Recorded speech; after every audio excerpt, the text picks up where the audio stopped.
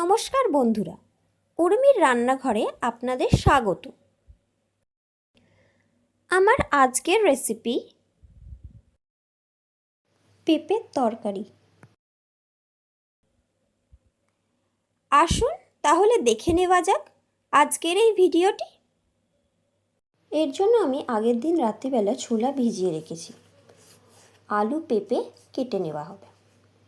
পেঁপেটাকে ভালো করে ধুয়ে খোসা ছাড়িয়ে ধুয়ে কেটে নেওয়া হয়েছে আধফালি করে। এবারে ভালো করে গ্রেটারের সাহায্যে পেঁপেটাকে কুড়ে নিতে হবে।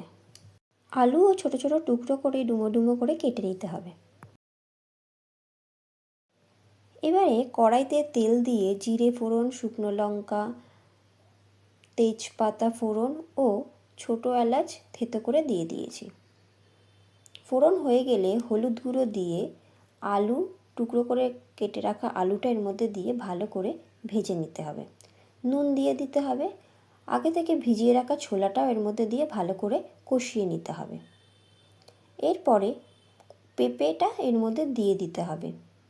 পেঁপে কোড়াটা দিয়ে ভালো করে কষিয়ে নিতে হবে, দিয়ে ঢাকা দিয়ে দিতে হবে। ঢাকনা খুলে ভালো করে নেড়ে চেড়ে দিতে হবে। 1 চামচ মতন আদা কাঁচা লঙ্কা বাটা দিতে হবে, দিয়ে ভালো করে ভেজে নিতে হবে।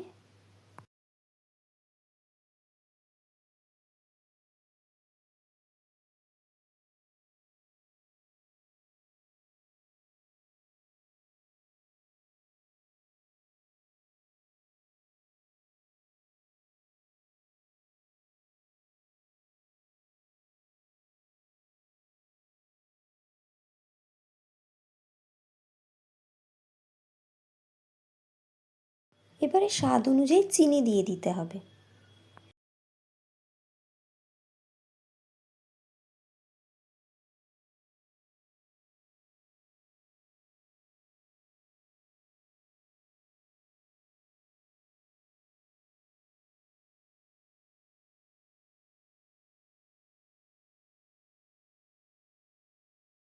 সামান্য একটু জল দিতে হবে যাতে করে পেঁপের তরকারিটা একটু থকথকে মতন হয়।